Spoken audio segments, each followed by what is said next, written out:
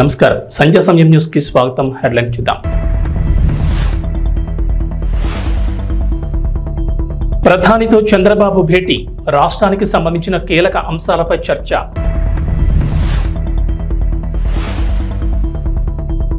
AP ప్రజలకు చంద్రబాబు సర్కార్ good news, ఈ నెల 8 నుంచి ఉచిత ఇసుక విధానం అమలు.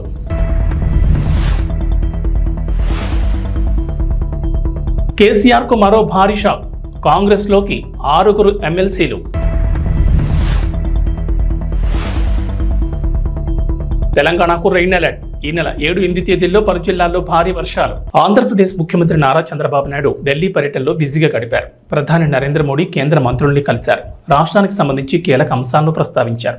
ప్రధాని మోడీతో భేటీలో ముఖ్యంగా 7 అంశాలపై చంద్రబాబు చర్చించారు. రాష్ట్రానికి స్వల్ప కాలానికి ఆర్థికంగా చేయూతనివ్వమని కోరారు. పోలవరం ప్రాజెక్టు నిర్మాణం పునఃప్రారంభానికి వెంటనే చర్యలు తీసుకోవాలని విన్నవించారు. రాజధాని అమరావతి ప్రాంతాల్లో ముఖ్యమైన మౌలిక వస్తువులు, ప్రభుత్వ భవనాల సముదాయం పూర్తికి సమగ్ర ఆర్థిక సాయం అందించాలని కోరారు. పారిశ్రామిక అభివృద్ధికి ప్రోత్సాహకాలు, రాష్ట్రాలకు మూలధనం వ్యయం అందించే ప్రత్యేక పథకం కింద ఆంధ్రప్రదేశ్కు అదనపు కేటాయింపులు జరిపి రోడ్లు, బ్రిడ్జిలు, సాగునీరు, తాగునీటి ప్రాజెక్టులు పూర్తయ్యేలా చూడాలన్నారు. చంద్రబాబు బుందేల్ఖండ్ ప్యాకేజ్ తరహాలో రాష్ట్రంలోని వెనుకబడిన ప్రాంతాలకు సాయం చేయాలని కోరారు. అలాగే దుగ్గరాజపట్నం పోర్ట్ పూర్తి చేసేలా రాష్ట్రానికి చేయూతను అందించాలన్నారు చంద్రబాబు. ప్రధానంగా రాష్ట్ర ఆర్థిక పరిస్థితి సరిగ్గా లేదని, వచ్చే ఆదాయం జీతాలు, పింఛన్లు, అప్పులు తీర్చడానికి కూడా సరిపోవడం లేదని కేంద్రం చేయూత ఇవ్వాలని కోరారు. మిగిలిన రాష్ట్ర సమస్యల్ని ప్రధాని దృష్టికి తీసుకెళ్లారు. ప్రధానంగా పోలవరం ప్రాజెక్టు, జలవనరులు, రోడ్లు, రాజధాని నిర్మాణాలను గత ప్రభుత్వం విస్మరించడంతో రాష్ట్రం తీవ్రంగా నష్టపోయిందన్నారు. కేంద్రం ఆర్థికంగా చేయూతనివ్వకపోతే ఈ సవాళ్ల నుంచి బయటపడడం కష్టమన్నారు ముఖ్యమంత్రి. ప్రధాని మోడీ నాయకత్వంలో ఆంధ్రప్రదేశ్ మళ్లీ బలమైన పవర్ హౌస్గా అవతరిస్తుందని తనకు పూర్తి నమ్మకం ఉందన్నారు. ఆంధ్రప్రదేశ్ ప్రభుత్వం కీలక నిర్ణయం తీసుకుంది. ఈ నెల 8 నుంచి ఉచిత ఇసుక విధానం అమలు చేయనుంది. ఉచిత ఇసుకపై గనుల శాఖ అధికారులు మార్గదర్శకాలు సిద్ధం చేశారు. సోమవారం నుంచి ఈ మార్గదర్శకాలు అమలు సిద్ధమైనట్లు తెలుస్తోంది. ఈ మేరకు ప్రభుత్వం కీలక మార్గదర్శకాలను రూపొందించింది. ఇకపై ప్రభుత్వం రూపాయి కూడా ఇసుక నుంచి తీసుకోకూడదని నిర్ణయించింది. ఇప్పటి వరకు టన్ను ఇసుకను 475 రూపాయలు చొప్పున విక్రయించగా ఇందులో కాంట్రాక్టర్ తవ్వకాలు, రవాణా ఖర్చు 100 తీసేస్తే మిగిలిన 375 రూపాయలు ప్రభుత్వానికి వచ్చేది. తాజా నిర్ణయం ప్రకారం 375 కాకుండా కేవలం 88 మాత్రమే వసూలు చేయనున్నారు. ఈ డబ్బులు కూడా స్థానిక సంస్థలకు జమ చేయనున్నారు. ఇందులో సేనరేజ్ ఛార్జ్ కింద 66 రూపాయలు టన్నుకు తీసుకుంటున్నారు. ఈ 66 రూపాయలను నేరుగా జిల్లా, మండల పరిషత్తులు, పంచాయతీలకు చేరుతుంది. 19.80 జిల్లా ఖనిజ నిధి కింద వసూలయ్యే మొత్తం రీచ్ ప్రాంత అభివృద్ధికి జిల్లా ఖాతాలోకి వెళుతుంది. 1.32 గనుల శాఖలో ఖనిజ అన్వేషణ ట్రస్ట్కు వెళ్లనుంది. గతంలో ఉన్న విధానంతో పోలిస్తే ఇసుక ప్రతి టన్నుకు 287 భారం తగ్గుతుందని అధికారులు చెబుతున్నారు. ఆంధ్రప్రదేశ్లో రేషన్ పంపిణీకి సంబంధించి పౌర సరఫరాల శాఖ మంత్రి నాదెండ్ల మనోహర్ కీలక వ్యాఖ్యలు చేశారు. గత ప్రభుత్వ హయాంలో రేషన్ మాఫియాలో ప్రధాన భాగస్వాములు ఎండియు వాహనాల నిర్వాహకులేనని ఆరోపించారు. వైఎస్ఆర్సీపీ ప్రభుత్వంలో రేషన్ డోర్ డెలివరీ పేరుతో 9,260 వాహనాలు కొనుగోలు చేసిన విషయాన్ని గుర్తు చేశారు. దీంతో పౌర సరఫరాల సంస్థకు 1,500 కోట్ల నష్టం జరిగిందన్నారు. రాష్ట్రంలో ఎండియూల ద్వారా రేషన్ పంపిణీ చేయడంపై త్వరలోనే చర్చించి ఓ నిర్ణయం తీసుకుంటామని తెలిపారు. రేషన్లో భాగంగా పేదలకు ఇచ్చే పంచదార, అంగన్వాడీలకు ఇచ్చే కందిపప్పు, నూనె ప్యాకెట్లు బరువు తక్కువగా ఉన్నట్లు గుర్తించినట్లు మంత్రి తెలిపారు. ఈ కారణంగానే రాష్ట్ర వ్యాప్తంగా కందిపప్పు, పంచదార, నూనె, ఇతర ప్యాకెట్ల పంపిణీ నిలిపివేయాలని మంత్రి అధికారులను ఆదేశించారు. అలాగే ప్రస్తుతం నిలిపేసిన పంచదార, కందిపప్పు, ఇతర వస్తువుల్ని త్వరలోనే రేషన్ కార్డుదారులకు అందజేస్తామన్నారు మంత్రి. రేషన్ విషయంలో జాగ్రత్తలు తీసుకుంటామని, అవినీతికి తావు లేకుండా చర్యలు తీసుకుంటామని అన్నారు. 7,615 మెట్రిక్ టన్నులను సీజ్ చేశాం ఒక్క రోజులోనే. ఈ రోజున మళ్ళీ ఉదయం నుంచి ప్రారంభించాం. ఒక 3 చోట్ల మాకు స్పష్టంగా ఆధారాలు దొరుకుతున్నాయి. ఎన్ని కోట్ల రూపాయలు ఈ విధంగా ప్రజాధనాన్ని సొంత లాభం కోసం, ఒక కుటుంబం కోసం ఉపయోగించుకున్నారో మీ అందరికీ బాగా తెలుసు. కాబట్టి ఆ మార్పు ప్రజలు కోరుకున్నారు. ఆ మార్పు మేము చేసి చూపిస్తాం. కాకినాడ పోర్ట్ అంటేనే అందరు భయపడుతున్నారు. ఈ రోజున ఏ స్థాయికి వెళ్ళారంటే సొంత వెసల్ మెయింటైన్ చేసుకుంటున్నారు వాళ్ళు.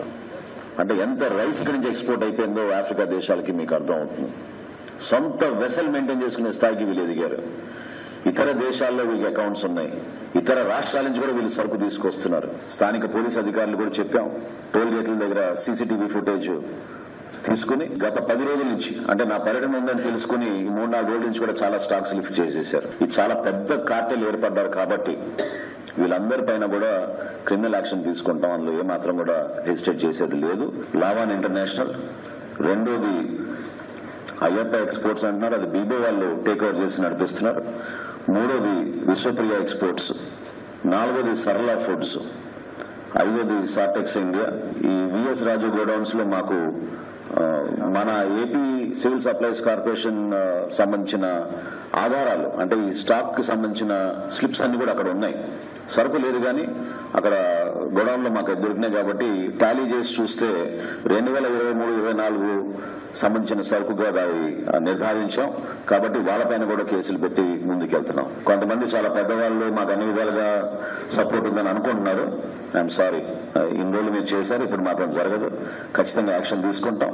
మాకున్న గోడౌన్స్ కానివ్వండి, ప్రైవేట్ గా తీసుకున్న గోడౌన్స్ లో కానివ్వండి, ఎక్కడ అవకతవకలు జరుగుతున్నాయో, ఏ విధంగా రవాణా జరుగుతుందో, వీటన్నిటిపైన కూడా డెఫినెట్ గా ప్రతి జిల్లాలో కూడా ఈ విధంగానే సమీక్షా సమావేశాలు ఏర్పాటు చేసుకుని కొన్ని చర్యలు తీసుకుంటాం. ఎందుకంటే ఇక్కడ ఒక మాఫియా ఏర్పడింది, వ్యవస్థీకృత మాఫియా, మామూలుగా లేదు. సామాన్యుడి పొట్టగొట్టి 39 రూపాయలు పర్ కిలో బియ్యం మీకు సరఫరా, మేము కొని మీకు ఇస్తుంటే రూపాయికి 8 రూపాయలకి 10 రూపాయలకి ఈ దళారులు వచ్చి ఈ మాఫియా ఏర్పాటు చేసి ఒక కార్టెల్ గా వీరు ఏర్పడి కాకినాడ పోర్టుని అడ్డగా మార్చుకుని రాష్ట్ర వ్యాప్తంగా ఇక్కడ తీసుకొచ్చి ఇది ఒక భారీ దందాకి వీళ్ళు పాల్గొన్నారు. మాజీ ముఖ్యమంత్రి భారత రాష్ట్ర సమితి అధినేత కె చంద్రశేఖరరావుకు వర్ష షాకులు తగ్గుతున్నాయి. గత ఏడాది జరిగిన అసెంబ్లీ ఎన్నికల్లో ఓటమితో డేలాపడ్డ కేసీఆర్ కు నేతలు ఒక్కొక్కరుగా పార్టీని వీడుతున్నారు. కాంగ్రెస్ ఆపరేషన్ ఆకర్ష్ కు బీఆర్ఎస్ విలువలాడుతోంది. కాంగ్రెస్ లోకి బీఆర్ఎస్ వలసల పరంపర కొనసాగుతోంది. తాజాగా బీఆర్ఎస్ కు చెందిన 6 ఎమ్మెల్సీలు కాంగ్రెస్ లో చేరారు. ఎమ్మెల్సీలు భానుప్రసాద్, బస్వరాజ్ సారయ్య, దండే విఠల్, ఎంఎస్ ప్రభాకర్, ఎగ్గె మల్లేశం, బొగ్గారపు దయానంద్ కాంగ్రెస్ కండువాలు కప్పుకున్నారు.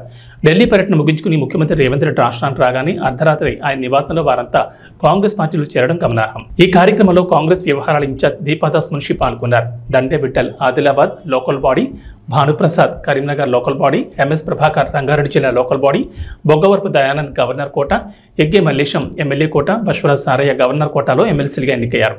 శుక్రవారం అమావాస్య కావడంతో గురువారం రాత్రి వీడు కాంగ్రెస్ పార్టీలో చేరినట్టు తెలుస్తోంది. వీరి చేరికతో మండలంలో కాంగ్రెస్ బలం 12కు చేరింది. తెలంగాణ రాజకీయాల్లో ఆసక్తికర పరిణామాలు చోటు చేసుకుంటున్నాయి. బీఆర్ఎస్ పార్టీలోని కీలక నేతలు వరుసగా కాంగ్రెస్ పార్టీలోకి చేరిపోతున్నారు. ఈ క్రమంలోనే బీఆర్ఎస్ పార్టీలో కీలక నేతగా వ్యవహరించిన సీనియర్ నేత కె కేశవరావు ఆ పార్టీకి గత కొంతకాలంగా దూరంగా ఉండగా నిన్న ఢిల్లీలో అధికారికంగా పార్టీ జాతీయ అధ్యక్షుడు మల్లికార్జున ఖర్గే సమక్షంలో కాంగ్రెస్ తీర్థం పుచ్చుకున్నారు. దీంతో 10 ఏళ్ల తర్వాత కేకే మళ్లీ తన సొంత గూటికి చేరుకున్నట్లయింది. ఈ క్రమంలోనే కేకే తన రాజ్యసభ సభ్యత్వానికి కూడా రాజీనామా చేశారు. ఈ మేరకు తన రాజీనామా లేఖను Rajya Sabha chairman, vice president Jagdeep ధన్ఖడ్కు అందించారు. అయితే రాజకీయాల్లో సీనియర్గా ఎంతో అనుభవం ఉండగా బీఆర్ఎస్ పార్టీలోనూ కేసీఆర్ 10 ఏళ్ల ప్రభుత్వంలోనూ కీలకంగా వ్యవహరించారు. ప్రభుత్వం ఏ నిర్ణయం తీసుకున్నా అందులో కేకే సలహాలు, సూచనలు ఖచ్చితంగా ఉండేవి. అలాంటి వ్యక్తి కాంగ్రెస్ పార్టీలోకి రావడంతో అధికారంలో ఉన్న రేవంత్ రెడ్డి సర్కార్ ఆయనకు సముచిత స్థానం కల్పించాలని యోచిస్తోంది. ఆయనకున్న రాజకీయ పాలనాపరమైన అనుభవాలను వినియోగించుకునేందుకు గాను ప్రభుత్వ సలహాదారుగా నియమించాలని రేవంత్ రెడ్డి సర్కార్ యోచిస్తున్నట్టు తెలుస్తోంది.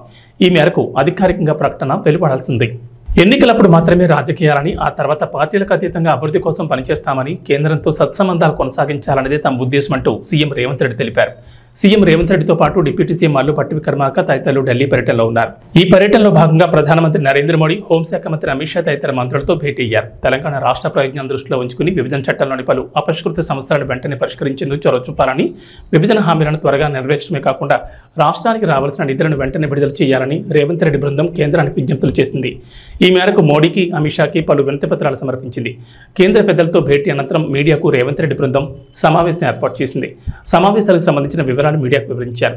రాష్ట్ర అభివృద్ధితో పాటు విభజన చట్టంలో ఉన్న అంశాలపై ప్రధానమంత్రి నరేంద్ర మోడీతో పాటు కేంద్ర హోంశాఖ మంత్రి అమిత్ షాను కలిసినట్లు రేవంత్ రెడ్డి తెలిపారు. అనంతరం భేటీలో కేంద్రానికి చేసిన విజ్ఞప్తులను, వివరాలను డిప్యూటీ సీఎం భట్టి విక్రమార్క మీడియాకు వివరించారు. 1, 2 కాకుండా కేంద్రానికి తెలంగాణ ప్రభుత్వం పెద్ద డిమాండ్ల లిస్ట్ ఇచ్చినట్లు భట్టి తెలిపారు. గజ్వేల్ పట్టణంలో శివాజీ స్టాచ్యూ వద్ద Gajwel inspector Saida, traffic inspector Murali సిబ్బందితో కలిసి విస్తృతంగా వాహనాల తనిఖీలు చేస్తూ డ్రంక్ అండ్ డ్రైవ్ టెస్టులు నిర్వహించారు. ఈ సందర్భంగా ఇన్స్పెక్టర్ సాయిదా మాట్లాడుతూ మద్యం సేవించి వాహనాలు నడపొద్దని సూచించారు. రోడ్డు నిబంధనలు, ట్రాఫిక్ నిబంధనలు పాటించి వాహనాలు నడిపి క్షేమంగా గమ్యస్థానాలకు చేరుకోవాలన్నారు. మద్యం సేవించి వాహనాలు నడపొద్దని, మోటార్ సైకిల్ వాహనదారులు తప్పకుండా హెల్మెట్ ధరించాలని, ప్రమాదాల నివారణ కృషి చేయాలని తెలిపారు. మోటార్ సైకిల్ వాహనదారులు తప్పకుండా హెల్మెట్ ధరించాలని, ప్రమాదాల నివారణ కృషి చేయాలని తెలిపారు. రోడ్లకు ఇరువైపులా ఏర్పాటు చేసిన సైనింగ్ బోర్డ్స్ సూచనలు, సలహాలు పాటిస్తూ సేఫ్టీగా డ్రైవ్ చేసి క్షేమంగా గమ్యస్థానాలకు చేరుకోవాలని సూచించారు. కారు నడిపేటప్పుడు సీట్ బెల్ట్ ధరించాలని సూచించారు. వాహనదారుల్లో, ప్రజల్లో మార్పు వచ్చినప్పుడు మాత్రమే రోడ్డు ప్రమాదాలు తగ్గుతాయని తెలిపారు. ఈ కార్యక్రమంలో గజ్వేల్ ట్రాఫిక్ సిబ్బంది, పోలీస్ సిబ్బంది తదితరులు పాల్గొన్నారు.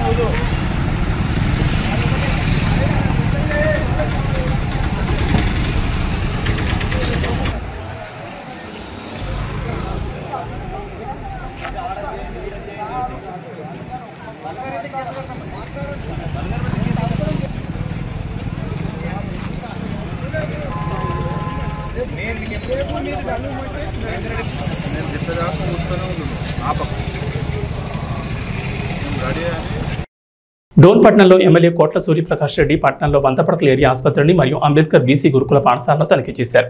ఈ సందర్భంగా వంతపడకల ఏరియా ఆసుపత్రికి కావాల్సిన సదుపాయాలు మరియు మిషనరీ గురించి డాక్టర్లతో తెలుసుకున్నారు. X ray room, lab, casualty, delivery ward కొరత పరిశీలించారు.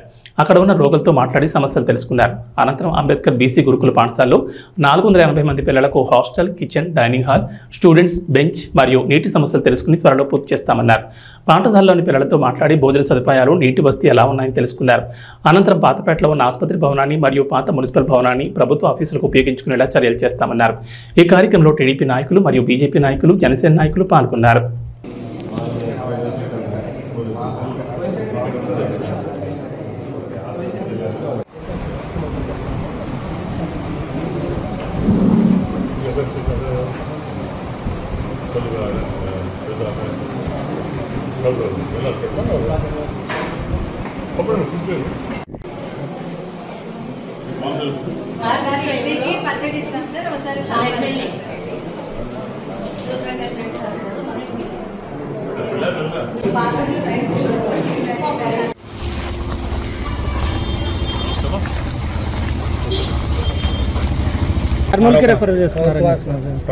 ప్రైవేట్ హాస్పిటల్ ఇక్కడ నుంచి రెఫర్ చేస్తున్నారని ఆరోపణ, రోగుల ఆరోపణ.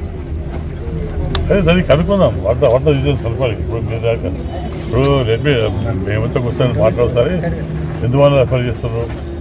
షార్ట్ ఆఫ్ ఎక్విప్మెంటా, లేకపోతే షార్ట్ ఆఫ్ డాక్టర్సా, లేకపోతే రకరకాల అదే బెడ్ హాస్పిటల్గా బెడ్ రాలేదు. వాళ్ళ మినిమం ఫెసిలిటీస్ కావాలి. వాళ్ళకి ఆపరేషన్ చేయాలా, లేకపోతే పేషెంట్స్ చూడాలంటే మినిమం ఫెసిలిటీస్ కావాలి. వాటర్ కానివ్వండి, రకరకాల పరీక్షలు కానీ వాళ్ళు లేవుతాయి. వాళ్ళు చెప్తారు ఇక్కడ కంప్లీట్ కాలేదు, ఓన్లీ ఫస్ట్ ఫ్లోర్ కంప్లీట్ అయింది, సెకండ్ ఫ్లోర్ కంప్లీట్ కాలేదు. వాళ్ళు ఇబ్బంది అనుకున్నాయి.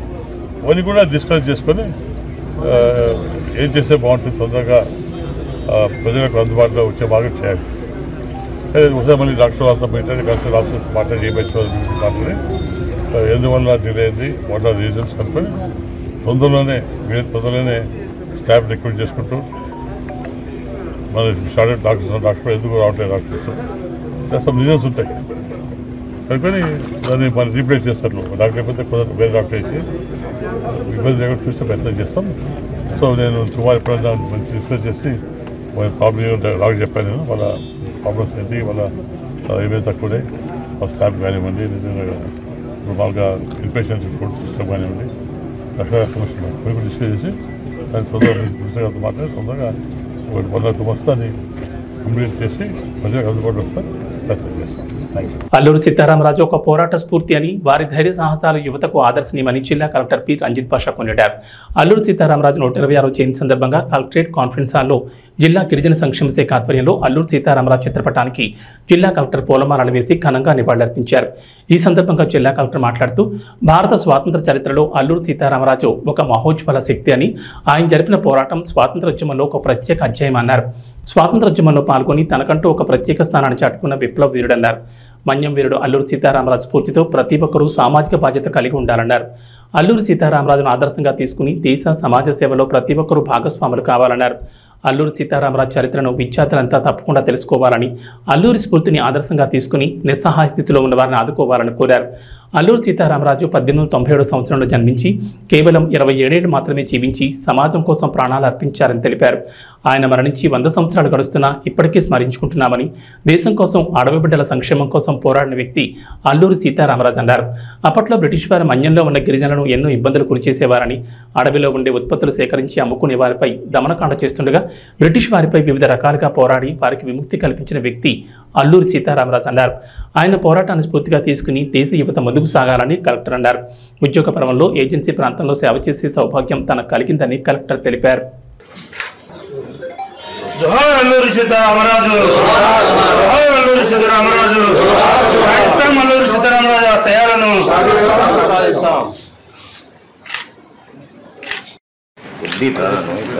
ఒక ఫోటో అల్లూరి సీతారామరాజు గారి జయంతి జరుపుకుంటున్నాం. 1997లో ఇదే రోజు ఆయన జన్మించడం జరిగింది. బాల్యం నుంచి కూడా ఉన్నత విభావాలు జరిగి, అలాగే దేశం కోసం చాలా చిన్న వయసులో ప్రాణాలు అర్పించి మనందరి కోసం, అంటే ఎస్పెషల్లీ మనకి ఉన్నటువంటి షెడ్యూల్ ఏరియా కావచ్చు, అలాగే రంప అంటే రంప ఏరియా అంటాం. సో ఆ ఏరియాలంతా కూడా అక్కడ ఉన్నటువంటి చాలా వెనుకబడిన ట్రైబల్స్ కోసం ఎంతో కృషి చేసి ధైర్యంగా బ్రిటిషర్స్ వాళ్ళందరికీ ఎదుర్కొని అక్కడ రంప తిరుగుబాటును ఏర్పాటు చేయడమే కాకుండా ట్రైబల్స్లో అప్పుడు ఉన్నటువంటి ప్రజల్లో చాలా వరకు ప్రభుత్వం యొక్క విరాగాలు కావచ్చు అప్పట్లో. సో వాటిని ఎలాగైతే వాటిని ఎదుర్కోవాలి, సో వాళ్ళకి ప్రాపర్గా ట్రైనింగ్ ఇవ్వడం, వాళ్ళందరికీ కూడా విద్యలో వాళ్ళందరికీ కూడా ట్రైనింగ్స్ ఇవ్వడం, సో ఒక తిరుగుబాటు విప్లవాన్ని అక్కడ తీసుకురావడం. సో దాని ద్వారా మీకు తెలుసు ఆ ఫర్దర్ స్టెప్స్ ఎలా జరిగాయో మనకి నేషనల్ మూమెంట్లో.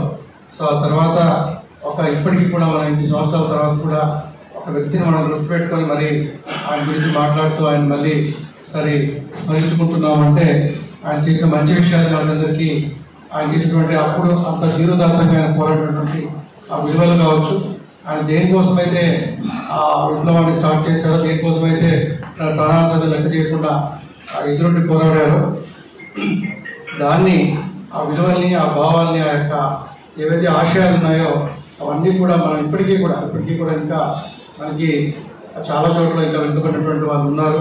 సో వాళ్ళందరినీ కూడా మనం పైకి తీసుకురావాలి. ఎస్పెషల్లీ షెడ్యూల్ ఏరియాకి సంబంధించి నేను కమిషనర్ డెవలపర్గా ఉన్నప్పుడు కొన్ని యాక్టివిటీస్ చేయడం జరిగింది. అలాగే ఇక్కడ కూడా కొన్ని యాక్టివిటీస్ మనం చేయడం జరిగింది. సో ఎక్కడ ఉన్నప్పటికీ కూడా సో మనం ఒకసారి మళ్ళీ అభిప్రాయం దగ్గర స్మరించుకుంటూ ఆయన ఆశయాలకి మళ్ళీ ఒకసారి అందరం కూడా మనం గుర్తు చేసుకుంటూ మళ్ళీ మనం ఆ సాధనకి, ఆ ఆశయాల సాధనకి అందరం కూడా ఉన్నతం కావాలని చెప్పేసి. కల్కి 2898 చిత్రం ఓవైపు కాతుల వర్షం కురిపిస్తూనే మరోవైపు రికార్డులను తిరగరాస్తోంది. ప్రభాస్ ప్రధాన పాత్రలో నటించిన ఈ చిత్రాన్ని అద్భుతంగా తెరకెక్కించారు డైరెక్టర్ నాగ్ అశ్విన్. ఇక లెజెండరీ నటులు అమితాబ్ బచ్చన్, కమల్ హాసన్ ఇందులో కీలక పాత్రలో నటించారు. మొత్తానికి కల్కితో తిరిగి ఫామ్లోకి వచ్చిన ప్రభాస్కి తన పెద్దమ్మ కృష్ణరాజ్ భార్య శ్యామలాదేవి ఓ రిక్వెస్ట్ చేశారట. మన్యం వీరుడు అల్లూరు సీతారామరాజు జీవితంపై ఓ సినిమా చేయమని ప్రభాస్ను కోరతానని ఆమె అన్నారు. హైదరాబాద్ ట్యాంక్ బండ్ వద్ద క్షత్రియ సేవాసం నిర్వహించిన అల్లూరు సీతారామరాజు 127వ జయంతి వేడుకలో శ్యామలాదేవి పాల్గొన్నారు. ఈ సందర్భంగా మీడియాతో మాట్లాడుతూ ఈ స్టేట్మెంట్ ఇచ్చారు. అల్లూరు సీతారామరాజు పాత్రను కృష్ణరాజు గారు చేద్దామనుకున్నారు. ఆయన నా పాత్రలో చూడాలని మా అందరి కోరిక. కానీ ఆ తర్వాత కృష్ణ గారు చేశారు. చాలా మంచి సినిమా, పెద్ద హిట్ అయింది. ఇప్పుడు ఇన్ని సంవత్సరాల తర్వాత ఆ క్యారెక్టర్లో ప్రభాస్ను చూడాలని అభిమానుల కోరిక. వారి విన్నపాన్ని నేను బాబుకు విన్నవిస్తాను. ఆ క్యారెక్టర్కు ఏమాత్రం అవకాశం ఉన్నా ప్రభాస్ని చేయమని కోరుతాను. ప్రభాస్ని ఈ పాత్రలో చూస్తే సీతారామరాజు మళ్లీ పుట్టినట్లుగా అనిపిస్తుందని అభిమానులు అంటున్నారు. అది కూడా నేను ప్రభాస్ చెప్తానంటూ శ్యామలాదేవి అన్నారు. సీతక్క గారికి కూడా మా మాట మన్నించి వచ్చినందుకు ఆవిడకి కూడా మా ధన్యవాదములు. ఇంకో విషయం ఏంటంటే కమిటీ వారందరూ ఒకటి కోరారు. ఇప్పుడు కృష్ణరాజు గారు చేద్దాం అనుకున్నారు. ఆయన ఆ క్యారెక్టర్లో చూడాలని మా అందరి కోరిక. అలాగే తర్వాత కృష్ణ గారు చేశారు. చాలా మంచి మూవీ, ఎంతో హిట్ అయింది. ఎన్నో సంవత్సరాలు అయిపోయాక ఇప్పుడు ఆ క్యారెక్టర్లో ఒకసారి రిపీట్ అయ్యి మా ప్రభాస్ గారిని చూడాలని వాళ్ళందరూ కోరిక. వాళ్ళందరూ విన్నపం నేను బాబుకు వినిపిస్తాను. ఆ క్యారెక్టర్ ఏమాత్రం అవకాశం ఉన్నా ప్రభాస్ గారిని చేయమని కోరుతాం. మళ్ళీ ఇంకో సీతారామరాజు మళ్ళీ పుట్టాడు అని అనిపించేలాగా మాకు ఆ ప్రభాస్ గారిని చూస్తే అనిపిస్తుందని నాగరాజు గారు, మా నాగరాజు గారు వీళ్ళందరూ చెప్పడం జరిగింది. అది కూడా నేను బాబుకి తెలియజేస్తాను. ఈరోజు అల్లూరు సీతారామరాజు గారి గురించి ప్రతి ఒక్కరూ గర్వించదగ్గ మహానుభావుడు, మన్యం వీరుడు. T20 ప్రపంచ కప్ కైవసం చేసుకుని భారత గడ్డపై అడుగుపెట్టిన టీమిండియాకు ఘన స్వాగతం లభించింది. గురువారం మొత్తం టీమిండియా ప్లేయర్లు సంబరాల్లో మునిగిపోయారు. ఫ్యాన్స్ను ఉత్సాహపరుస్తూ గడిపారు. బార్బడోస్ నుంచి 15 గంటల ప్రయాణం తర్వాత టీమిండియా ప్రత్యేక విమానంలో ఢిల్లీలో ల్యాండ్ అయింది. అనంతరం హోటల్లో ఫ్రెష్ అప్ అయి ప్రధానమంత్రి నరేంద్ర మోడీతో భేటీ అయ్యారు. అంతకుముందు హోటల్ వద్ద బ్యాండ్ శబ్దాలకు డాన్సులు చేశారు. ఆ తర్వాత భారత క్రికెట్ ప్లేయర్లు ముంబైలో అడుగుపెట్టారు. ప్రపంచ కప్ గెలిచి తొలిసారి ముంబై గడ్డపై అడుగుపెట్టి టీమిండియాకు అపూర్వ స్వాగతం లభించింది. వారు ప్రయాణించిన విమానానికి 2 వైపుల నుంచి వాటర్ ఇంజన్లతో నీరు కుమ్మరించి వెల్కమ్ చెప్పారు. విజయోత్సవ ర్యాలీ సాగిన మెరైన్ డ్రైవ్ రోడ్ జనసంద్రాన్ని కల్పించగా అనంతరం వాంకడేలో ఏర్పాటు చేసిన కార్యక్రమంలో టీమిండియా ప్లేయర్లు భావోద్వేగానికి గురయ్యారు. ఇక వాతావరణ విషయానికి వస్తే రాష్ట్రంలో నైరుతి రుతుపవనాలు చురుగ్గా మారినట్లు వాతావరణ శాఖ తెలిపింది. జూలై 7-8 తేదీల్లో భారీ వర్షాలు కురిసే అవకాశం ఉందని ఐఎండీ అంచనా వేస్తుంది. జూలై 7న ఆదివారం భద్రాద్రి కొత్తగూడెం, ఖమ్మం, నల్గొండ, సూర్యాపేట, నాగర్ కర్నూలు, వనపర్తి జిల్లాలోను, జూలై 8 సోమవారం మంచిర్యాల, కరీంనగర్, పెద్దపల్లి, జయశంకర్ భూపాలపల్లి, ములుగు, మహబూబాబాద్, వరంగల్, హనుమకొండ, జనగాం జిల్లాలో భారీ వర్షాలు కురుస్తాయని పేర్కొంది.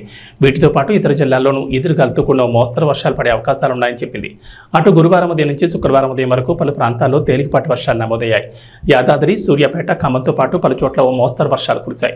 శుక్రవారం రాత్రి హైదరాబాద్ నగర శివార్లోని ఎల్బీ నగర్, వనస్థలిపురం, హయత్ నగర్, పహాడీ షరీఫ్, తుక్కుగూడ, బాలానగర్, బిఎన్ రెడ్డి నగర్లో మోస్తరు జల్లులు పడ్డాయి.